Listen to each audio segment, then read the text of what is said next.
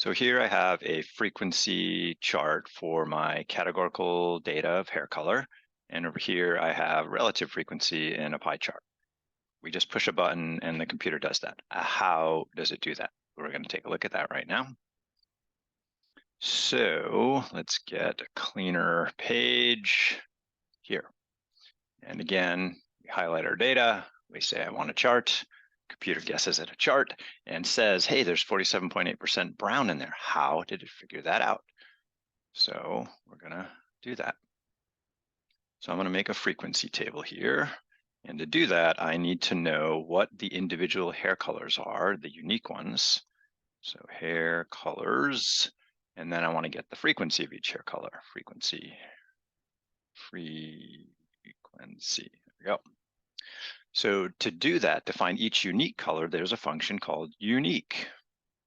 So start typing unique, select it, and it just needs to know where do you want to look for unique stuff. I want to look in column A, enter, and it grabbed the word hair color 2, which is okay. So maybe I'll just get rid of that and move this down. And then these are my titles. Let's make them prettier. All right, so then what I want to do is I want to count how many times grizzled appears here, how many times dark browns appears here. So that's called a count if. So I'm going to start typing count, and there's a whole bunch of different count ones. I want the one that says count if, and I give it where to count, so what range to count here, comma, and the criterion is what to count. And so I just want to count whatever is in this box right here, which is the word grizzled, and it says, hey, I see that 4 times. Close your parentheses, hit enter. It's going to autofill, which is cool. I'm going to go for it. And then I'm just going to continue to fill that down. Now, if you were using Excel, then it wouldn't have autofilled. And you would just take that formula right there and fill it down. Now, notice it didn't count the blanks, although there are blanks here. So the count if just counts text. So let's just check something here. What's the total of things counted here? To do a total, we use the sum command. And I want to sum these numbers here. So it added up 341 entries. So there's some blanks in here. So if we go to the bottom, we can see there are 344 cells minus the title at the top is 343. So that means there must have been 2 blanks, but that's not included over here. So basically we're just going to say, we don't care about the blanks. So let's just ignore those. So that's frequency. Now over here, they have relative frequency. So relative frequency is just a fraction of how many divided by the total. So let's do a relative frequency column.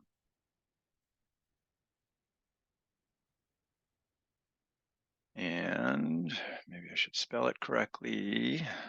All right. So relative frequency equals, to do a calculation, click on the number, divide. Now for the moment, I'm just going to type 341 and I'll show why. It's going to autofill, which is fine.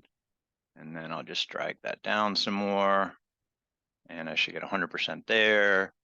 And then instead of decimals, let's make them pretty rounded percentages. And I can see there's my 47.8 for the brown right there.